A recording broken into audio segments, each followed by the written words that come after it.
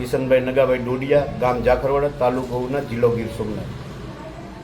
આ તાલુકામાં એક લેટર ફરે છે અને એ લેટર બેનામી લોકોએ ફેરવે છે અને એવું કહે છે કે ઉના તાલુકાના ધારાસભ્ય કારુભાઈ રાઠોડ દ્વારા લેટર એની વિરુદ્ધમાં લેટર કરવામાં આવ્યો છે અને એ લેટરને હું જાણું છું કે આવા લોકો કે જે બેનામી લોકો છે કે બુટલેગરો છે કે જેમણે બચપનથી દારૂનો ધંધો કર્યો છે, એવા લોકો આવા લોકોને બદનામ કરવા નીકળ્યા છે।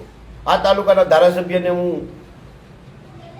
ધ્યાનથી સમજું છું કે આ તાલુકાના ધારાસભ્ય એટલે ઉના તાલુકાના ધારાસભ્ય કેસી રાઠોડ કે જેણે દવાખાનાની મારા ગામનો એક પ્રશ્ન હતો ભાઈને કે મારા ગામમાં એક છોકરાને નાક કરડી ગયો હતો અને તે કારુભાઈ રાઠોડનો, હું તો બહાર હતો, કારુભાઈ રાઠોડનો એક મારા માણસોએ સંપર્ક સાધ્યો એટલે તાત્કાલિક વઘાસિયા સાહેબની હોસ્પિટલે તેમને ફોન કરી દીધો, તેમના માણસો આવી ગયા અને તેને તાત્કાલિક સારવાર આપી અને સજીવન થઈ ગયો। કોબરા નાક કરડી ગયો હતો। એટલે આવા લોકો બેનામી પત્ર બહાર પાડી અને આવા લોકોને બદનામ કરે છે। કોળી સમાજના અમારા આ તાલુકાના ધારાસભ્ય એટલે કે કેસી રાઠોડ અને ખરેખર આ તાલુકામાં ઘણો સમયથી મારી ઉંમર આજે 45 વર્ષની ઉંમર છે। 45 વર્ષમાં મેં પહેલી વાર આવા ધારાસભ્ય જોયા છે કે સતત કાર્યશીલ રહી અને લોકોના કામ કરે છે। સમાજનું કામ હોય, સમૂહ લગ્ન હોય, એક પણ રૂપિયો નાખ્યા વિના દીકરીઓના લગ્ન કરે છે, તે પણ હું જાણું છું। આ તાલુકામાં કોઈ પણ ફંડફાળ ભેગો કર્યા વિના સતત કાર્યશીલ રહી અને આવા લગ્ન કરે છે। કોઈ નાની મોટી દવાખાનાની બાબત હોય તો તેમાં હાજરી આપે છે, હાજર રહે છે, ઘણા દવાખાનાના બિલ પણ ચૂકવે છે। આવું બધું અમે સતત જોતા આવીએ છીએ। આ તાલુકામાં આવ્યા પછી કોઈ પણ સમાજનો હોય તેને નાત જાત પૂછવામાં આવતી નથી। આ તાલુકાના ધારાસભ્ય કારુભાઈ રાઠોડ ઓફિસે હોય કે ના હોય, ખાલી મેસેજ થઈ જાય, ફોન થઈ જાય તો એના માણસો પણ કામ કરતા હોય છે।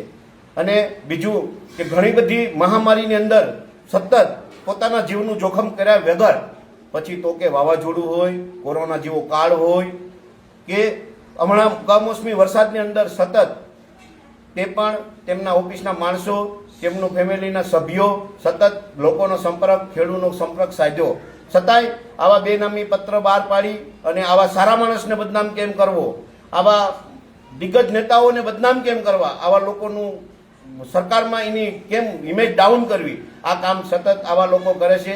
આ લેટરની પાછળ હું જાણું છું ત્યાંથી મને એવું લાગે છે કે આવારા તત્વો હોય, આવા કોઈ આ તો વર્ષોથી બુટલેગર છે, વર્ષોથી બુટલેગરનો ધંધો કરે છે। અમારી પાસે પણ ઘણા સમયથી આવા નામો આવતા હોય છે કે આવા લોકો સતત દારૂના ધંધામાં ઇન્વોલ્વ હોય છે। અને કારુભાઈ રાઠોડ કે જેમને હું સમજુ છું ત્યાં સુધી કે ગમે ત્યારે ગમે એવું કામ હોય તો કારુભાઈ રાઠોડની ઓફિસ કાયમી માટે 365 દિવસ ખુલ્લી છે અને કાર્યરત છે અને કામ કરવાની પદ્ધતિ તેમની અને બીજા નેતાની અલગ છે। આવું મને મારા વિચારોથી હું જાણું છું। જે આ લેટર જે તે લોકોએ બહાર પાડ્યો છે તે લોકોને મારી ખાસ એક ટોચની જગ્યાએ જઈને વાત કરવા માંગુ છું, કોળી સમાજના દીકરા તરીકે વાત કરવા માંગુ છું કે આવા લેટરો બહાર પાડવા પહેલા સમજી જજો કે આ કોળી સમાજ છે, આ કોળી સમાજના લોકો છે, તમને સાખી નહીં લે, તમને સલાવી નહીં લે અને જે કોઈ લોકો હોય તેને કડકમાં કડક એની માટે કાર્યવાહી થાય તેવી મારી નમ્ર અપીલ છે। સરકારશ્રીને પણ મારી વિનંતી છે કે આવા લોકોને સલાવી નહીં લેવામાં આવે, કેમ કે કોળી સમાજ બહુ બોડી સંખ્યામાં છે। આ ગુજરાતની અંદર કોળી સમાજ જે તે વસે છે તે બધા લોકો ઉના તાલુકાના કોળી સમાજ કેસી રાઠોડની હારે છે અને ઘણા બધા સમાજ પણ કેસી રાઠોડની હારે છે।